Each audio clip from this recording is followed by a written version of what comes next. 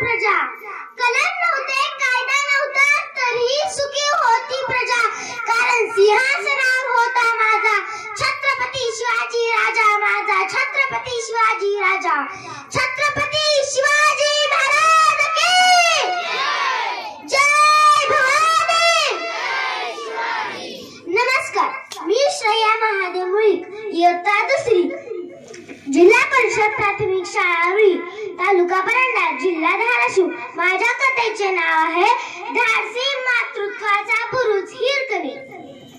स्वराज्यामध्ये स्त्रियांचा मान फार फार मोठा होता, परंतु स्त्री माता समान हे तत्व अंमलात आणले जायचे.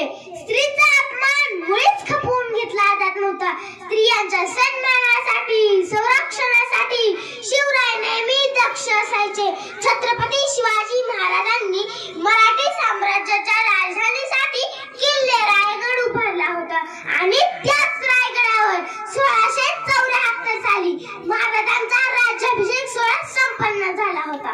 रायगड किल्ला हा सुरक्षेच्या दृष्टीने उत्कृष्ट किल्ल्यांपैकी एक होता. सह्याद्रीच्या कुशीत वसलेला हा किल्ला 4400 फूट उंच होता. गडावर दरवाजाखेरीज कोणताही येण्या जाण्याचा मार्ग नव्हता. असं म्हटलं जायचं की रायगडाचे दरवाजे बंद झाले की वरून खाली येईल ते फक्त पाणी आणि खालून वर जाईल ती फक्त हवा. मात्र या गोष्टीला पुढे एक स्त्री ठरली होती, जिचं नाव होतं हिरकणी. एकदा कोजागिरी पौर्णिमेच्या दिवशी रायगडाच्या पायथ्याशी असलेल्या वाडीतील काही गवळणी रायगडावर दूध विकण्यासाठी आल्या. त्यामध्ये हिरकणी नावाची एक गवळण होती. या हिरकणीचे बाळ खूप लहान होते. दूध विकल्यानंतर हिरकणीला गडावरून निघायला उशीर झाला. ती गडाच्या दरवाजाजवळ आली, पण पाहते तर काय, गडाचे दरवाजे बंद झालेले होते. गडकरांना तिने फार विनंती केली, पण त्यांनी दरवाजे उघडण्यास नकार दिला. कारण सकाळी उघडलेले दरवाजे सूर्यास्तानंतर बंद झाले की ते पुन्हा दुसऱ्या दिवशी सकाळीच उघडत असत. छत्रपतींची ही आज्ञा सर्वांना लागू होती. कोणालाही त्यासाठी मुभा नसे. पण हिराला आपल्या तान्ह्या बाळाची चिंता लागली होती. तिचे लहान बाळ पाण्यात घरी एकटेच होते. बाळाच्या ओढीने हिरकणी कासावीस झाली, मुसमुसून रडू लागली. त्या पहारेकऱ्यांना घरी जाऊन देण्यासाठी सतत विनवू लागली. त्या पहारेकऱ्यांना देखील तिची फार दया येत होती, पण ते तरी काय करणार, स्वराज्याचा नियम कसा मोडणार. इकडं पळापळानं रात्र दाटात चालली होती. हिरकणी आपल्या बाळासाठी अत्यंत कासावीस झालेली होती. आई वाचून ते धन्यवाद रात्रभर कसे राहील या विचारानं त्या आईची चिंता वाढतच चालली होती. आणि एकाएकी हिरकणीस काय झाले कुणास ठाऊक. मागचा पुढचा काय हे एक न विचार करता हिरकणी रात्रीच्या त्या भीषण अंधारात रायगडाच्या एका भीषण पाशी येऊन दाखल झाली. हा गडा भयंकर होता. सर्वात आठ उंचीचा होता. खाली खोल खोल दरी होती, जणू मृत्यूची दरी होती. कसल्या तरी विलक्षण निर्धारानं हिराने आपल्या कमरेचा पदर खोचला आणि त्या जीवघेण्या कड्यावरून तिने उतरण्याचा प्रारंभ केला. हिरकणीचं सारंग खरचटून निघत होतं. जोरात वारा अंगाला झोंबत होता. त्या पहाडाच्या कपारीत एखादा विषारी साप असला तर, आगे मोळाचं पोळ असलं तर, चुकून हात पाय निसटला तर. पण हिराला कशाचीच चिंता नव्हती.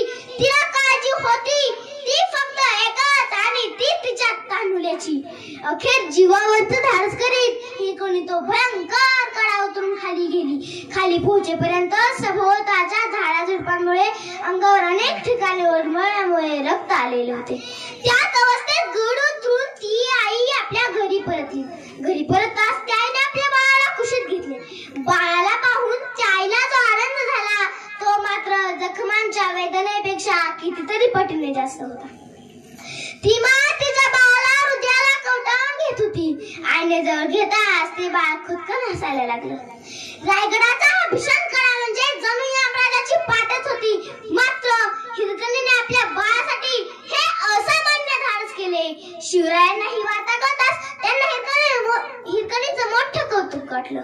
महाराज अत्यंत आश्चर्यचकित झाले, कारण शत्रूच्या सैन्यालाही दरवाजातून येण्या जाण्याशिवाय मार्ग उपलब्ध नसणाऱ्या रायगडावरून एक स्त्री खाली कशी पोहोचली हा प्रश्न महाराजांसहित सर्वांना अनुत्तरित होता. महाराजांनी हिरकणीला गडावर सांगितले. हिरकणी गडावर आली. महाराजांनी तिला घटनेविषयी विचारले असता हिरकणीने घडलेल्या सर्व घटनाक्रम सांगितला. आपल्या बाळाला भेटण्यासाठी हा एकच मार्ग उपलब्ध होता असे तिने सांगितले. महाराजांनी मोठ्या कौतुकाने हिरकणीचा साडी चोळी देऊन हिरकणीचा गौरव केला. एवढेच नाही तर ज्या गडावर हिरकणी खाली उतरून गेली त्यावर एक बुरुज बांधून त्याला शिवरायांनी नाव दिले हिरकणी बुरुज. हिरकणीची शौर्यगाथा आजही रायगडावर सांगितली जाते. आईचा आपल्या लेकरावर प्रेम किती पराकोटीच असतं हेच या हिरकणीने अख्ख्या जगाला दाखवून दिलं. धन्य धन्य ती माता, धन्य धन्य ती हिरकणी. एवढे बोलून मी माझ्या कथेला पूर्ण विराम देते.